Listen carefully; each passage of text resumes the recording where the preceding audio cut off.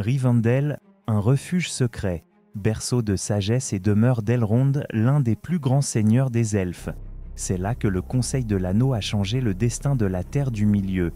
Mais après la traversée des elfes vers l'ouest, que reste-t-il de cette vallée enchantée? Un lieu de silence, une ruine oubliée ou une mémoire vivante gravée dans les légendes? Si vous aussi vous voulez poursuivre ce voyage à travers les mystères de la Terre du Milieu, n'oubliez pas de vous abonner et de laisser un like avant que ce récit ne disparaisse comme les elfes quittant les rivages. Pour comprendre ce qu'est devenu Fontcombe après le départ des elfes, il faut d'abord se souvenir de ce qu'il fut. Ce vallon caché au cœur des monts brumeux n'était pas seulement un abri, mais une forteresse subtile, protégée non par des murailles de pierre, mais par la volonté et la sagesse d'Elrond. C'est à la fin du Deuxième Âge que Fontcombe, que les hommes appellent Rivendell, fut fondé. Sauron étendait alors son ombre sur l'Eriador et les elfes, déjà en déclin, avaient besoin d'un refuge. Elrond, maître de grande lignée, héritier de la maison de Béor et parent des rois Núménoréens, choisit cette vallée dissimulée pour en faire un bastion. Ce n'était pas une cité comme Gondolin ou Tirion, brillante et ouverte à tous les vents. Fontcombe était discret, presque invisible aux yeux de ceux qui n'étaient là pas conviés.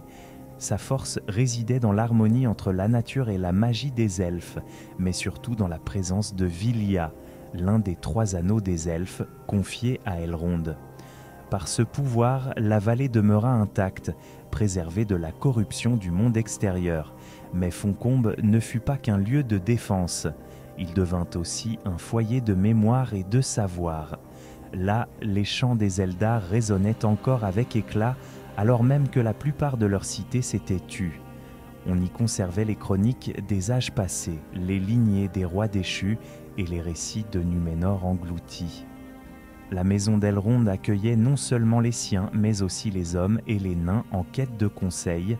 Nombreux furent les voyageurs qui franchirent dans ses portes, Thorin et sa compagnie cherchant l'aide pour reprendre Erebor, les héritiers d'Isildur tels qu'Aragorn qui y grandit sous la garde d'Elrond, et bien sûr les hobbits dont le destin allait lier pour toujours la conter à la grande histoire.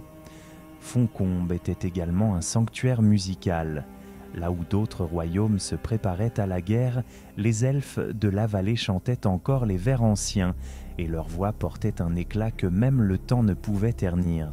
La musique n'était pas une distraction, mais une manière de maintenir vivante la lumière des jours anciens, un fil ténu reliant la terre du milieu à Valinor. Dans ces chants se trouvait la consolation et l'espérance, comme un baume contre les ténèbres croissantes.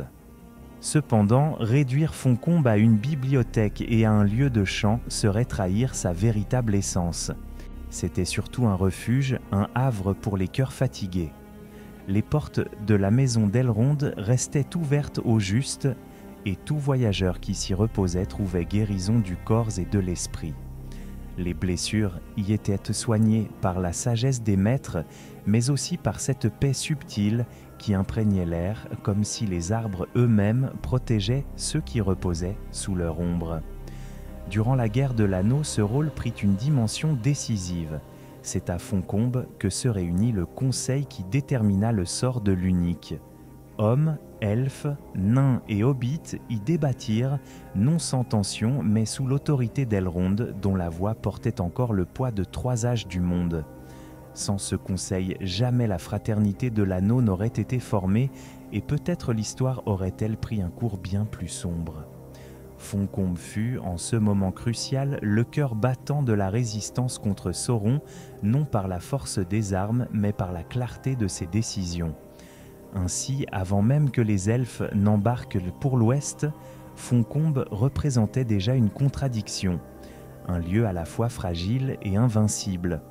Fragile car sans les elfes, il n'était rien de plus qu'une vallée cachée entre les montagnes. Invincible car tant que demeuraient Elrond et Vilia, aucune ombre ne pouvait pénétrer jusqu'au cœur de ces forêts. C'était un pont entre les âges, une mémoire incarnée, un chant vivant des gloires passées. Comprendre Fontcombe dans toute sa splendeur, c'est mesurer ce que la terre du milieu allait perdre.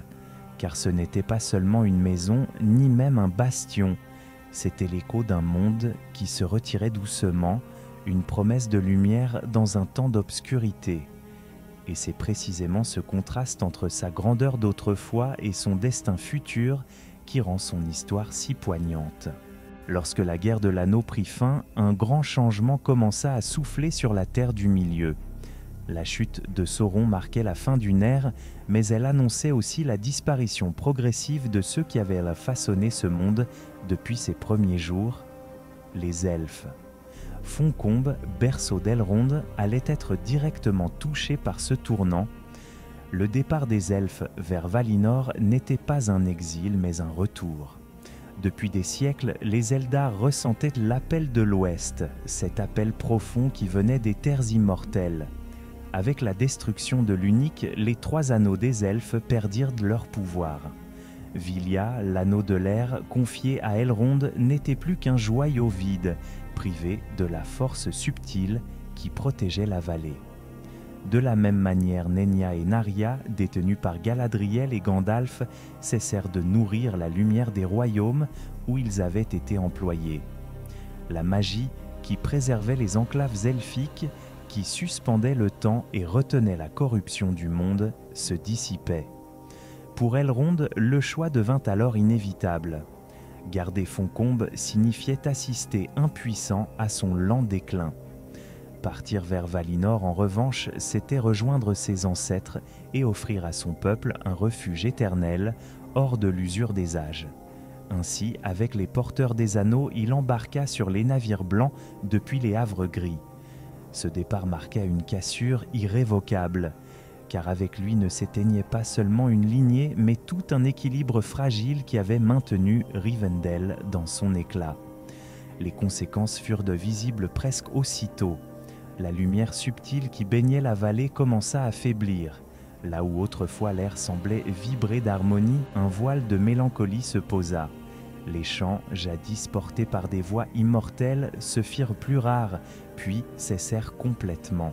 Les arbres demeuraient, les rivières coulaient encore, mais l'enchantement qui les enveloppait se dissipait. Fontcombe devenait un lieu ordinaire, beau certes, mais privé de cette aura intemporelle qui en faisait un sanctuaire. Le déclin de la lumière elfique n'était pas brutal, mais progressif comme un coucher de soleil qui dure des heures. Ceux qui revinrent dans la vallée après le départ d'Elrond purent encore retrouver une trace de paix, mais elle n'avait plus la même intensité.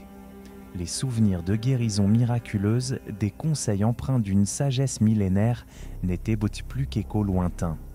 Fontcombe survivait, mais vidé de son essence. Ce dépérissement n'était pas seulement celui d'un lieu, mais celui d'un monde tout entier. Car avec la fin des anneaux, c'est la magie elfique dans son ensemble qui se retirait. Les royaumes de Lothlórien et de Fontcombe perdèrent de leur éclat. Même les forêts les plus anciennes semblaient y perdre une part de leur mystère. Le troisième âge s'achevait et la terre du milieu entrait dans une ère d'hommes pragmatiques et mortels où les merveilles d'autrefois seraient reléguées au rang de légende. Il faut imaginer ce que signifiait pour les hommes ou les hobbits de voir ce départ. Pour eux, les elfes avaient toujours été présents, discrets peut-être, mais inaltérables. Leur retrait créait un vide immense, comme si une étoile familière s'éteignait dans le ciel. Rivendell, qui avait été le cœur de tant de récits, se transformait sous leurs yeux en simple vallée, sans éclat particulier.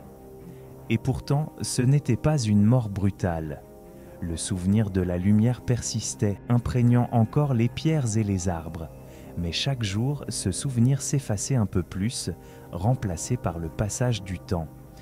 La magie elfique n'était plus qu'un parfum qui flottait dans l'air, perceptible seulement à ceux qui savaient écouter. Ainsi, le départ d'Elrond et de son peuple ne marqua pas seulement la fin d'une demeure, mais la fin d'une époque. Fontcombe entrait dans l'ombre du passé, perdant peu à peu ce qui faisait sa singularité. De vallée bénie, elle devenait un lieu du monde des hommes, livré au cours naturel du temps. Et avec elle, c'était toute la terre du milieu qui changeait de visage, entrant dans une ère nouvelle où les merveilles anciennes ne seraient plus que souvenirs murmurés autour du feu. Lorsque les navires blancs quittèrent les havres gris, emportant Elrond et les derniers grands seigneurs des Eldar, la Terre du Milieu entra dans une ère nouvelle, l'âge des hommes. Dans ce monde qui se transformait, Fontcombe, jadis cœur vibrant de la sagesse elfique, glissa lentement vers le silence. Ce qui restait de la vallée semblait inchangé en apparence. Les rivières chantaient toujours entre les rochers, les forêts gardèrent leur couleur et les montagnes protégeaient le refuge des vents cruels. Mais derrière cette façade, l'essence même de Fontcombe s'effaçait. La lumière qui avait animé ces pierres, cette clarté invisible qui apaisait l'âme des voyageurs, n'était plus. Le lieu demeurait splendide, mais désormais il n'était qu'un paysage et non plus un sanctuaire. La disparition progressive des elfes accéléra ce dépérissement, car même si certains restèrent encore un temps, peut-être des familles retardataires ou des gardiens fidèles, l'appel de l'Ouest était irrésistible. Chaque année, d'autres départs suivaient, et les champs qui jadis emplissèrent la vallée devinrent rares. Les salles d'Elrond, autrefois animées de conseils et de festins, s'emplirent de vide. Les torches ne furent plus rallumées, les bibliothèques ne furent plus consultées. Peu à peu, la demeure devint une coquille, vaste et majestueuse, mais sans voie pour l'habiter. La quatrième âge fut marquée par l'expansion des royaumes des hommes. Aragorn, devenu roi du Gondor et d'Arnor réunifié, régna avec sagesse. Mais même lui, qui avait grandi à Fontcombe, ne put empêcher la lente disparition de ce lieu qui lui avait servi de foyer. Peut-être y retourna-t-il une dernière fois pour contempler les salles vides, pour sentir l'ombre d'Arwen qui, elle aussi, s'était éteinte dans la vallée de Lorien. Mais ce retour, s'il eut lieu, ne changea rien au destin du sanctuaire. Car Fontcombe ne pouvait exister sans les elfes. Son identité même reposait sur leur présence et leur magie. Ainsi, au fil des décennies, la vallée se vida. Les sentiers se couvrirent de feuilles mortes, les jardins s'enchevêtrèrent et les eaux, toujours limpides, coulèrent désormais pour personne. Là où autrefois résonnaient les voix d'Arwen ou de Glorfindel, il n'y avait plus que le murmure du vent. Fontcombe devint une terre désertée, habitée seulement par le souvenir. Ce contraste entre ce qu'il fut et ce qu'il devint est l'un des plus poignants de toute l'histoire de la Terre du Milieu. Jadis, c'était un paradis caché, un foyer où les cœurs fatigués trouvaient repos et guérison. On y entrait comme dans un rêve et l'on en ressortait changé, réconforté, porteur d'une force nouvelle. Mais dans le quatrième âge, ceux qui auraient dû franchir ces portes n'y auraient de trouver qu'un silence pesant, l'écho d'un monde disparu. Fontcombe n'était pas une forteresse comme Minas Tirith, que l'on pouvait restaurer et peupler de nouvelles générations. C'était une demeure elfique façonnée par une harmonie entre leur art, leur chant et la nature environnante. Sans eux, la magie qui liait ces éléments se dissout et l'équilibre fut rompu. Le lieu restait beau, certes, mais ce n'était plus qu'une vallée parmi tant d'autres, condamnée à être oubliée au fil des siècles. Il est possible que quelques hommes, en errant dans l'Eriador, aient retrouvé les vestiges de la maison d'Elrond. Peut-être des rumeurs circulèrent encore parlant d'un refuge ancien caché dans les montagnes. Mais pour eux, ce n'était plus un lieu de lumière, seulement une ruine mystérieuse marquée par la nostalgie. Les générations suivantes ne sauraient même plus placer Fontcombe sur une carte, et son nom se perdrait avec le temps. Ainsi s'acheva le destin de ce havre, non dans une destruction brutale, mais dans une lente dissolution. Fontcombe ne brûla pas, ne fut pas assiégée, ne sombra pas dans le fracas. Elle s'éteignit comme une braise qui se consume doucement, laissant derrière elle un parfum de mémoire. Et dans ce silence, l'on pouvait encore entendre, pour qui tendait l'oreille, l'écho des chants anciens, comme une dernière trace des jours de gloire. Fontcombe n'était pas seulement une demeure, c'était le reflet d'un âge où la lumière des elfes baignait encore la terre du milieu. Là, les destins se sont croisés. Aragorn y trouva son héritage, Frodon y reçut le répit nécessaire pour continuer sa quête, et le Conseil de l'Anneau y traça le chemin de la victoire contre Sauron. Lorsque les elfes partirent, la vallée perdit son éclat. Mais son héritage ne s'éteignit pas. Fontcombe devint symbole de tout ce que la Terre du Milieu perdait avec la fin du Troisième Âge. La beauté immortelle, la mémoire des jours anciens, la promesse de paix.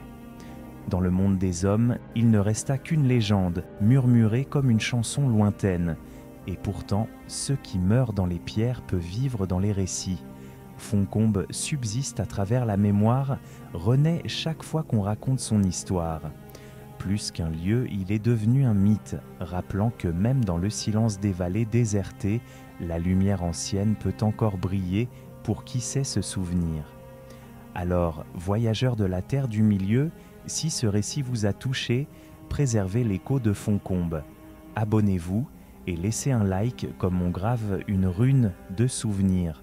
Un petit geste pour que la légende continue à résonner bien au-delà du départ des elfes.